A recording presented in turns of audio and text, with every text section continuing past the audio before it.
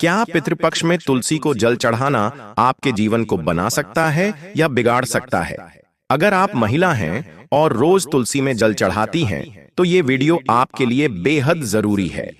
पितृपक्ष के 16 दिन सिर्फ कर्मकांड नहीं, बल्कि आपके पूर्वजों से जुड़ने का एक दिव्य अवसर होते हैं। लेकिन एक छोटी सी लापरवाही आपके जीवन में संकट ला सकती है। आर्थिक परेशानी, पारिवारिक कलह और रिश्तों में दूरियां। इस वीडियो में जानिए तुलसी को जल देने के सही नियम, समय और उससे जुड़ी वो बातें जो शायद आपने पहले कभी नहीं सुनी होंगी। इसलिए वीडियो को अंत तक जरूर देखें और कमेंट में लिखें, जय पितृदेव, आपके पूर्वजों तक आपकी श्रद्धा पहुंचे। पितृपक्ष में जो महिलाएं तुलसी पर जल चढ़ाती हैं, उनकी बात ध्यान से सुने, वरना आपकी गलती की वजह से आपके पति सड़क पर आ जाएंगे और आपका परिवार मुसीबत में पड़ जाएगा। आज के इस खास वीडियो में हम एक ऐसे विषय पर बात करने जा रहे हैं जो आपके रोंगटे खड़े कर देगा, क्योंकि पितृपक्ष यानी श्राद्ध के दौरान हर व्यक्ति कुछ न कुछ करता है। कुछ लोग दान करते हैं, कुछ लोग जल चढ़ाते हैं, कुछ लोग तरह तरह के काम करते हैं। लेकिन क्या आपने कभी सोचा है कि जब पितृपक्ष के 16 दिन चल रहे हों, तो तुलसी के पौधे में जल देने से हमें क्या फल मिल सकते हैं? यह हमारे लिए सकारात्मक भी हो सकता है और नकारात्मक भी, क्योंकि हर भारतीय घर में तुलसी का पौधा होता है और हर भारतीय महिला रोजाना तुलसी के पौधे में जल देती है।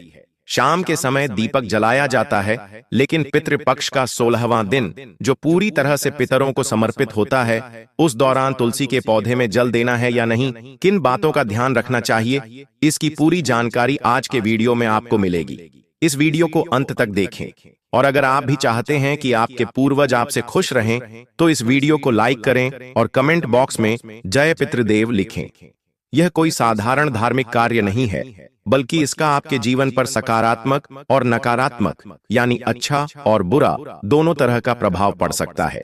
इसलिए आज के इस वीडियो में हम आपको विस्तार से बताने जा रहे हैं कि अगर कोई भी महिला पितृपक्ष के दौरान तुलसी के पौधे को जल देती है, तो उसके जीवन में क्या चमत्कारी बदलाव आते हैं और कौन कौन सी कठिनाइयां उसके सामने खड़ी होती हैं।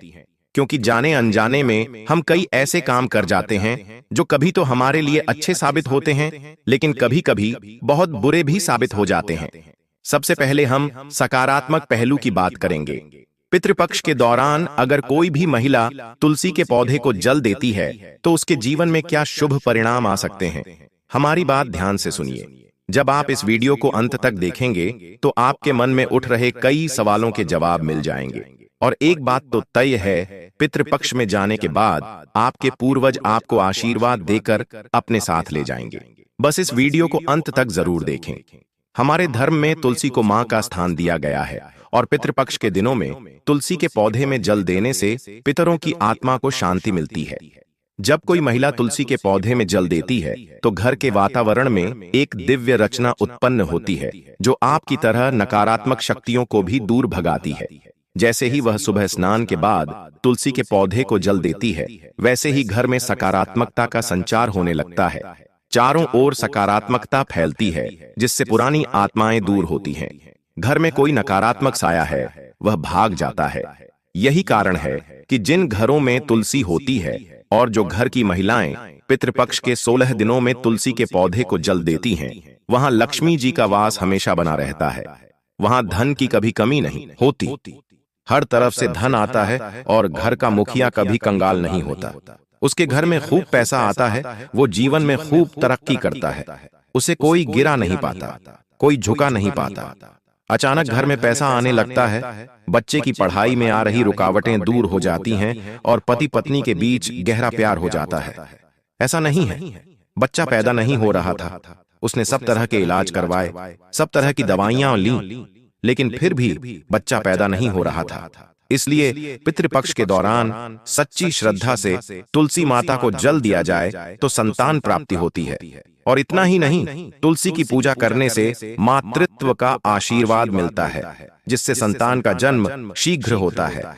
लेकिन हर सिक्के के दो पहलू होते हैं। हमने आपको बताया कि पितृपक्ष में जो स्त्री तुलसी को जल देती है, उसे क्या पुण्य मिलता है, लेकिन अगर यही क्रिया गलत तरीके से की जाए तो बहुत बुरे परिणाम हो सकते हैं। और ये आपके लिए बहुत जरूरी है, क्योंकि कई बार हम उपाय करते हैं कि हमारा काम बन जाएगा, हमारे पूर्वज प्रसन्न होंगे, लेकिन मान लीजिए आपने वो क्रिया सही तरीके से नहीं की, तो आप पितरों को प्रसन्न करने की बजाय उन्हें और नाराज कर देंगे। इसलिए आज का वीडियो अंत तक देखिए, तभी आपको ज्ञान मिलेगा, तभी आपको सही सलाह मिलेगी।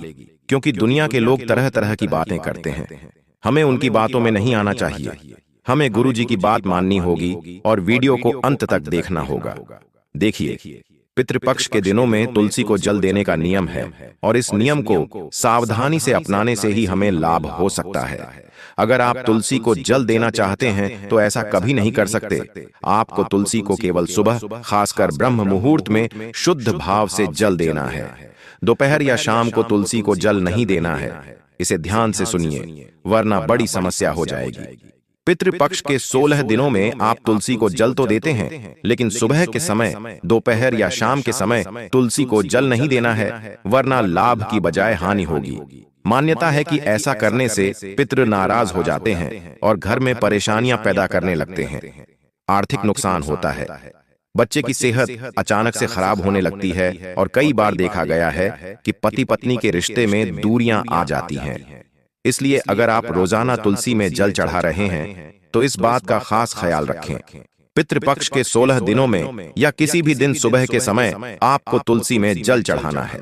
आपको दोपहर या शाम के समय तुलसी को जल नहीं देना है, वरना फायदे की बजाय नुकसान होगा।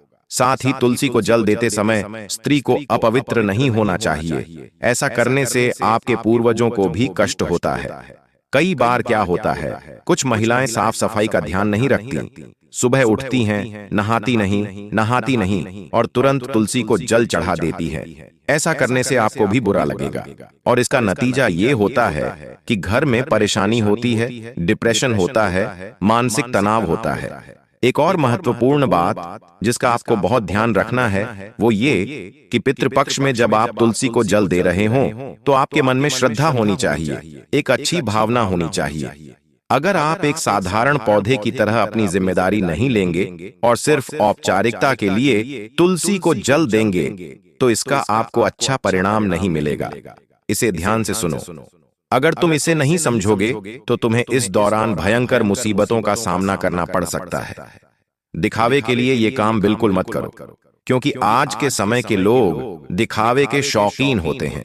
उन्हें एक कहानी बनानी होती है, उन्हें एक तस्वीर बनानी होती है और इसके लिए वे तमाम धार्मिक कृत्य करते हैं। आपको यह शून्य नहीं करना है, अन्यथा आप बिना बुलाए ही जीवन में परेशानियों को आमंत्रित कर लेंगे। पितृपक्ष का महत्व केवल कर्मकांड से ही नहीं बल्कि भावनाओं से भी जुड़ा है। इसलिए यदि मन में करुणा, प्रेम और सच्ची श्रद्धा है तो आपके पूर्वज आपसे अवश्य प्रसन्न होंगे और उनकी कृपा से आपके परिवार में स्वस्थ वातावरण, समृद्धि, सुखी संतान, सब कुछ सुखमय होगा। कई कथाओं में यह भी आता है कि जिस स्त्री ने पितृपक्ष में पूरे नियम से तुलसी को सींचा, उसकी पीढ़ियां फलती फूलती रहीं और अचानक उसके पास इतना धन, इतना पैसा आ गया कि गिनना मुश्किल हो गया, इतना धन संभालना मुश्किल हो गया। ये सब आप भी हासिल कर सकते हैं, लेकिन आपकी नीयत नेक होनी चाहिए। आपके मन में क्रोध नहीं होना चाहिए, आपके मन में कपट नहीं होना चाहिए, किसी के प्रति मोह नहीं होना चाहिए। उस समय आपका पूरा ध्यान अपनी तुलसी माता में, भगवान विष्णु में, अपने पितरों में होना चाहिए। हम आपको एक और बहुत जरूरी बात बताना चाहेंगे, इस वीडियो को अंत तक जरूर देखें। तुलसी को जल देते समय यदि कोई स्त्री सच्चे मन से अपने पितरों से प्रार्थना करे तो उसकी पुकार सीधे उसके पितरों तक पहुंचती है। जब भी कोई स्त्री सुबह सुबह तुलसी के पौधे को जल दे तो जो भी उसकी मनोकामना हो उसे मन ही मन दोहराए। आपकी मनोकामना आपके पितरों तक पहुंचेगी और वे उसे शीघ्र ही पूरा करेंगे। उनका आशीर्वाद आपका जीवन बदल देगा। लेकिन अगर कोई स्त्री जल चढ़ाने के तुरंत बाद गंदे शब्द बोलती है, किसी की बुराई करती है, दूसरों का अपमान करती है, घर में हंगामा करती है, तो यह भी तुलसी का अपमान है। क्योंकि आप एक समय धार्मिक कार्य कर रहे थे और ऐसा हुआ और तुमने लोगों का अपमान करना शुरू कर दिया, लोगों को बुरा भला कहना शुरू कर दिया, लोगों को धोखा देना शुरू कर दिया। अपने पूर्वजों को भी ऐसे अपमान से गुस्सा आता है। इस बात का ध्यान रखें, तुलसी माता केवल एक पौधा नहीं बल्कि देवी लक्ष्मी और भगवान विष्णु का प्रतीक है। इसलिए पितृपक्ष में महिलाओं को गुरुजी की बातों का विशेष ध्यान रखना चाहिए। अगर आप ध्यान से नहीं सुनेंगी तो आप बहुत बड़ी मुसीबत में पड़ सकती हैं। आपकी एक गलती आपको बहुत बड़ी मुसीबत में डाल सकती है, इसलिए वीडियो को अंत तक देखते रहें। अगर गलती से शाम के समय या दीपक जलाते समय आपने तुलसी के पौधे में पानी डाल दिया तो समझ लीजिए कि आपके जीवन में कोई मुसीबत आ सकती है। इसलिए आपको बहुत सोच समझकर काम करना होगा। यह समझना बहुत जरूरी है कि यह सिर्फ एक धार्मिक रीति रिवाज नहीं है, बल्कि यह एक अहम फैसला है, क्योंकि आज के दौर में विज्ञान भी मानता है कि तुलसी में ऊर्जा होती है और यह ऊर्जा सक्रिय होती है। जब कोई महिला पितृपक्ष में तुलसी को जल चढ़ाती है तो वह अपने घर के वातावरण को ऊर्जावान बनाती है, उसे सकारात्मक ऊर्जा से भर देती है। लेकिन तभी जब यह जल बिना किसी नियम के चढ़ाया जाए। अगर पितरों द्वारा जल चढ़ाया जाए तो यह जल ऊर्जा के प्रभाव को उलट देता है। हम आपको ये वैज्ञानिक कारणों से बता रहे हैं, और ये वैज्ञानिक कारण उन लोगों के लिए है जो इसे गहराई से समझना चाहते हैं। अब आप खुद सोचिए कि ये विषय कितना गहरा है कि हमारे पूर्वजों ने तुलसी को कितनी बारीकी से सींचा था। इसके बहुत ही सकारात्मक परिणाम मिले। धन आय का सूचक है, परिवार में शांति, रोगों से मुक्ति, पूर्वजों की आत्मा को शांति, संतान की समृद्धि, वही कई तरह के नकारात्मक परिणाम जैसे घर में क्लेश, आर्थिक तंगी, रिश्तों में दरार, संतान को कष्ट, ये सारी समस्याएं दूर हो जाती हैं। लेकिन आपको सावधानी बरतनी होगी और नियमों का पालन करना होगा। आपको तुलसी के पौधे को हर समय पानी देने की जरूरत नहीं है कि जब मौका मिले, जब फुर्सत मिले, दिन में पानी दे दिया, शाम को पानी दे दिया। ये चीजें आपको बहुत मुश्किल में डाल सकती हैं। बस आपको इतना ध्यान रखना है कि अगर आप अपने घर को स्वर्ग बनाना चाहते हैं तो आपको यह नियम अपनाना होगा। अगर यह नियम टूटा तो नर्क का द्वार भी खुल जाएगा। इसलिए सावधान और जागरूक रहना ही अपने पूर्वजों का आशीर्वाद लेने का सही तरीका है।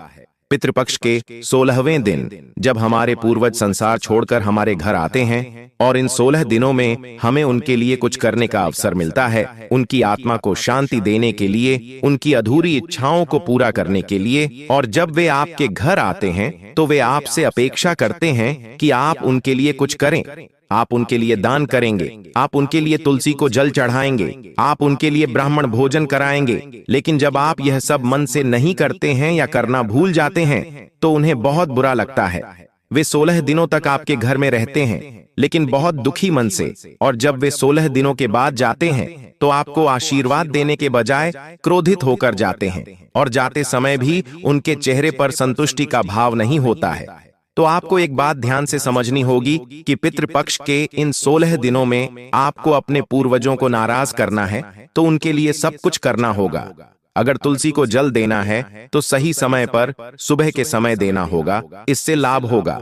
ब्राह्मणों को भोजन कराना है, गौ माता को भोजन कराना है और गरीबों की मदद करनी है, क्योंकि साल में 365 दिन होते हैं। हम जो भी दान पुण्य करते हैं वो हमारे हिस्से में आता है, लेकिन सालाना। ये 16 दिन जिन्हें हम पितृपक्ष के दिन, श्राद्ध के दिन कहते हैं, बहुत खास होते हैं।